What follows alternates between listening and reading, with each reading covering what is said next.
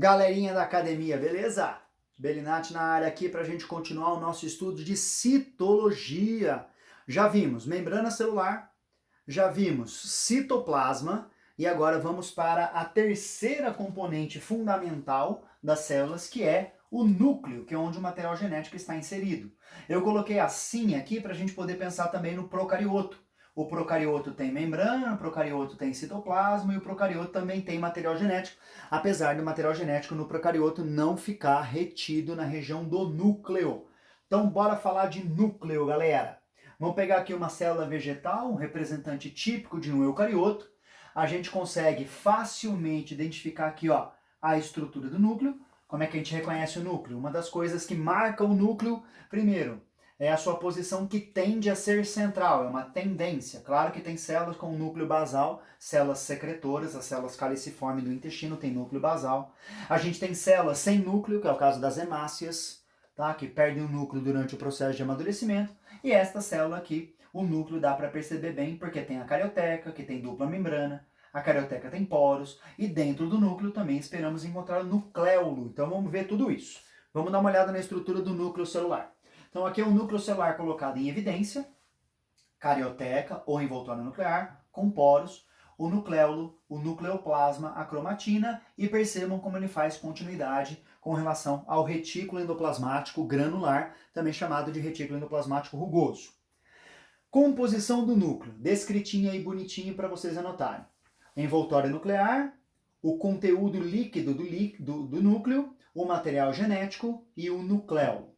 Certo? Carioteca, cariolinfa, cromatina e o RNA ribossomal que ele está fabricando. Vamos dar uma olhada na primeira parte, que é a carioteca. Então, carioteca é a membrana que envolve o núcleo, o envoltório nuclear. Esta carioteca é de dupla membrana, essa membrana é dupla, que tem uma bicamada fosfolipídica, que tem a outra bicamada fosfolipídica, e essas estruturas têm buracos, têm descontinuidades, têm poros. Aqui a gente está observando as proteínas do complexo de poro do núcleo de uma célula animal, certo? E este complexo de poro aqui tem a seguinte funcionalidade: permitir o trânsito de macromoléculas a partir do núcleo e também para o núcleo.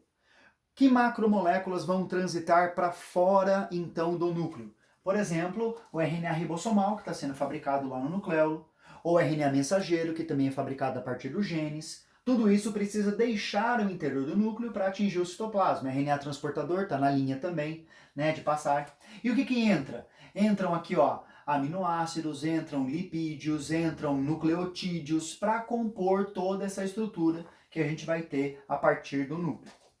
E aí a gente tem lá dentro a cariolinfa. Cariolinfa nada mais é do que o líquido interno do núcleo, a gente chama de nucleoplasma ou hialoplasma nuclear.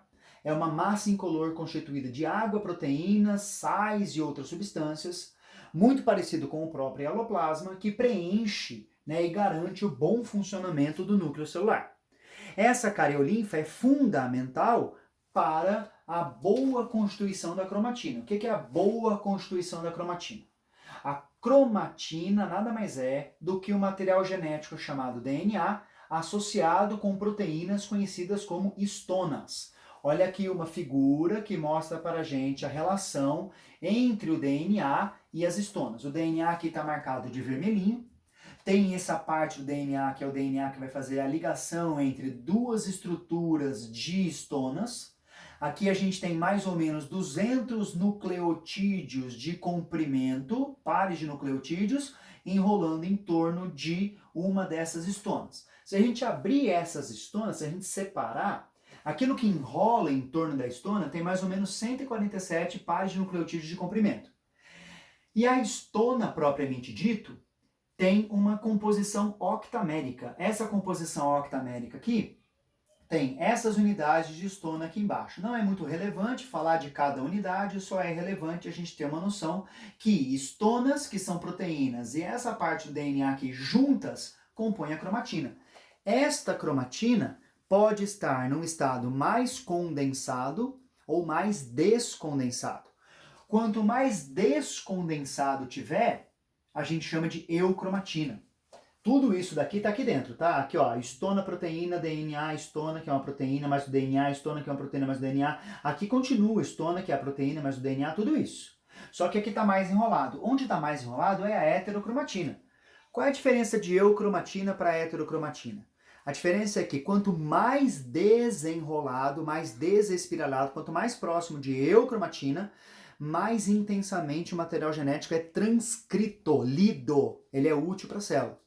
Quanto mais condensado tiver aqui, mais ele não vai ser lido, ou menos ele será lido. Então, menos útil para a célula ele é. Existem as heterocromatinas constitutivas, que vão estar sempre na forma de heterocromatina, que são partes do DNA permanentemente espiraladas, que nunca são transcritas, e tem a heterocromatina de distinção. Então, cada célula tem um determinado conjunto de genes ativo na diferenciação celular. Uma determinada célula, por exemplo, uma célula do fígado, ativa um gene número 1, enquanto que esse gene número 1 está desativado no neurônio. Então, no neurônio, esse gene número 1 vai ser heterocromatina, vai ficar condensado. Um outro exemplo bacana é o segundo cromossomo X das células femininas.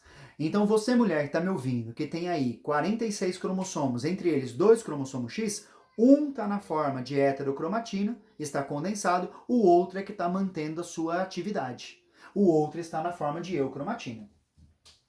Esses materiais que estão aqui anotados como cromatina, eles só serão encontrados na célula durante a intérfase.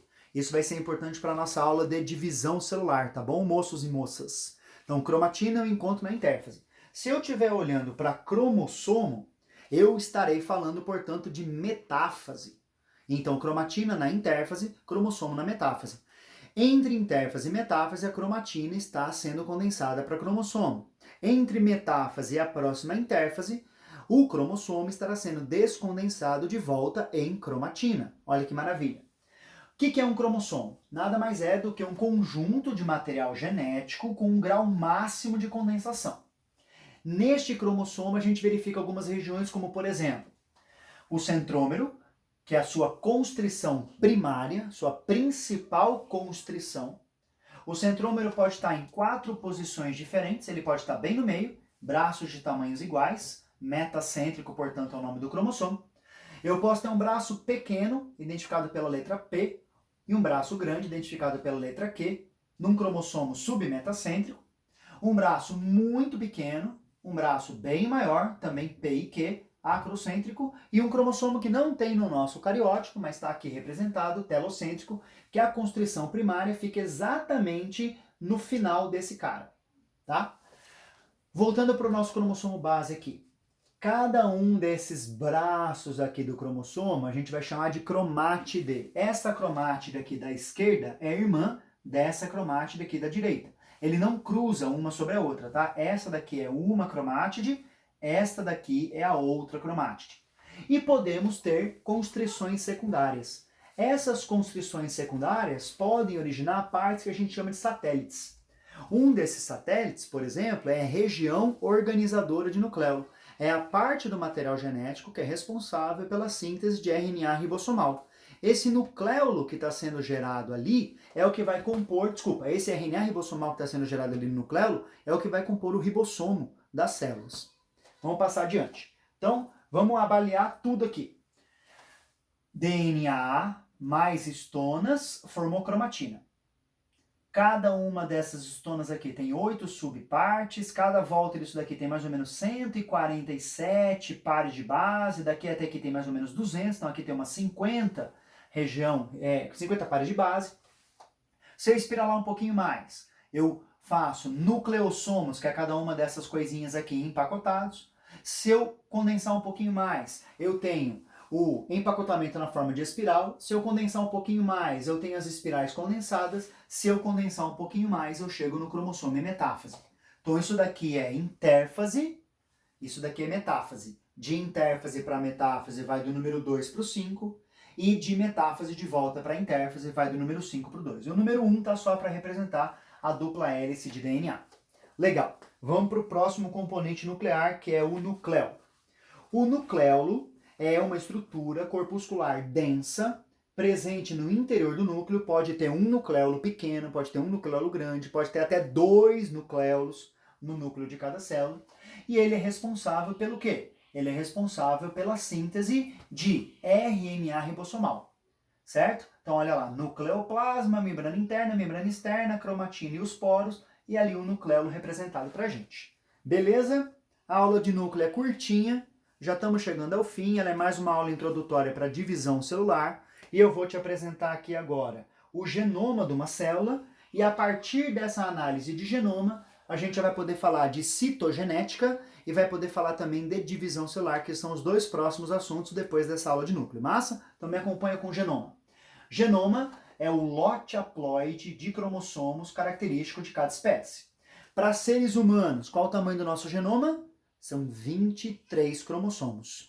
Este cariótipo aqui está mostrando um genoma que veio da mãe, mais o genoma que veio do pai, portanto é de um indivíduo diploide. Tá vendo esse cromossomo número 1 aqui? Isso é um cromossomo duplicado, que foi fotografado. Esse daqui é o seu homólogo, que veio, por exemplo, do gameta paterno. Então esse daqui você ganhou da sua mãe, esse daqui você ganhou do seu pai. De novo, cromossomo número 2, esse aqui você ganhou da sua mãe, esse daqui você ganhou do seu pai. Cromossomos duplicados. Aqui outro cromossomo duplicado em metáfase, mais um cromossomo duplicado em metáfase. Não ache nessa figura, por favor, que cada braço disso daqui é uma cromátide irmã, porque não é. Cada unidade daquela ali é um cromossomo desse. Ó, pega esse cromossomo aqui e transfere esse cromossomo para cá. Um cromossomo duplicado, outro cromossomo duplicado. Terceiro, quarto, quinto, sexto, sétimo, oitavo, nono, décimo, até aqui o 46º. Este cariótipo aqui, gente, é um cariótipo de um indivíduo masculino normal. Como é que eu sei que ele é masculino? Porque eu tenho um cromossomo grande e um cromossomo pequeno no par sexual, um X e um Y. Como é que eu sei que ele é normal? Tá vendo aqui? A gente tem que olhar no 21, a gente tem que olhar no 18 e tem que olhar no 13. Pode ter trissomia do 13, pode ter trissomia do 18, pode ter trissomia do 21. Síndrome aqui, ó, de Patot, síndrome de Edwards e síndrome de Down. Não aconteceu nenhuma delas. E aqui também tem síndrome de Turner, Klinefelter, que a gente vai ver na aula de citogenética. Então isso aqui tem dois genomas. Um genoma que veio do pai, um genoma que veio da mãe. Vale a pena aqui o conceito de cromossomo homólogo. O que é um cromossomo homólogo? Um cromossomo homólogo é aquele cromossomo que tem o mesmo tamanho, a mesma posição de centrômero e os mesmos genes em relação a um outro cromossomo. E você tipicamente recebe 23 cromossomos da sua mãe, que são nada homólogos entre si, e outros 23 do seu pai, que também são nada homólogos entre si. Agora, cada um desses 23 do seu pai tem uma homologia com um dos 23 da sua mãe, que é o par número 1. O par número 1, de novo, vou repetir mais uma vez para ficar claro, é um da mãe, um do pai, um da mãe e um do pai. Então a homologia aqui são os dois do par número 1, um da mãe e um do pai. A homologia do par número 2, de novo, um da mãe e um do pai. Então cada gameta nosso carrega um genoma.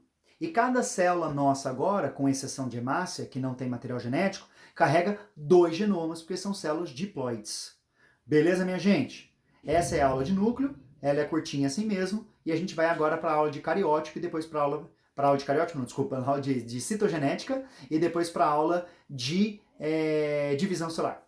Um abraço, tchau, tchau.